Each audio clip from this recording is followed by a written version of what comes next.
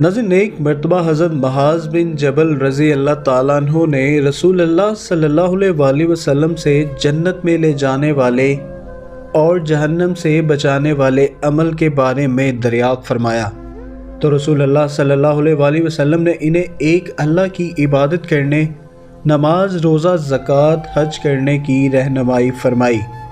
پھر مزید ابواب خیر کا ذکر فرمایا۔ اس کے بعد فرمایا کہ کیا میں تمہیں وہ چیز بھی بتا دوں جس پر گویا ان سب کا مدار ہے، جس کے بغیر یہ سب چیزیں بے وزن ہیں۔ حضرت معاذ رضی اللہ تعالیٰ عنہ کہتے ہیں کہ میں نے عرض کیا ضرور وہ چیزیں بھی بتلا دیجئے جس پر آپ نے اپنی زبان پکڑی اور فرمایا اس کو روکو، یعنی اسے اپنے قابو میں رکھو، یہ چلنے میں بے باک اور بے احتیاط نہ ہو۔ حضرت معاذ کہتے ہیں کہ میں نے عرض کیا یا رسول اللہ، ہم جو باتیں کرتے ہیں کیا ان پر بھی ہم سے مواخذہ ہوگا؟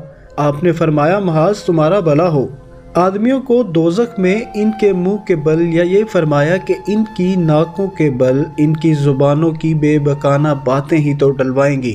بے قابو زبان کے اس انجام بد کی وجہ سے رسول اللہ صلی اللہ علیہ وآلہ وسلم نے بے شمار موقعوں پر صحابہ کرام کو زبان کو قابو میں رکھنے اور زیادہ تر خاموش رہنے کی ہی نصیحت فرمائی۔ یہ بھی فرمایا کہ جو اللہ اور یوم آخرت پر ایمان رکھتا ہو اسے چاہیے کہ وہ بھلی بات، خیر و بھلائی کی بات کہے یا پھر خاموش رہے۔ بعض حدیث میں اس شخص کے لیے فوز و فلاح کی خوشخبری دی گئی جو خاموشی کو اختیار کر لے۔ اس لیے آدمی کو چاہیے کہ بولنے سے پہلے خوب سوچے اور غور و فکر کرے، خیر و بھلائی کی بات دنیا اور آخرت میں فائدہ پہنچانے والی ہی زبان سے نکالے۔ فضول بات جنت کے داخلے میں رکاوٹ بن سکتی ہے۔ حضرت عبداللہ بن مسعود رضی اللہ تعالیٰ عنہ فرماتے ہیں کہ اللہ کی قسم کھا کر کہتا ہوں کہ روئے زمین پر زبان سے بڑھ کر کوئی چیز طویل قید کی محتاج نہیں۔ حضرت طاؤس کہتے تھے میری زبان درندہ ہے، اگر میں اسے چھوڑ دوں تو مجھے کھا جائے گی۔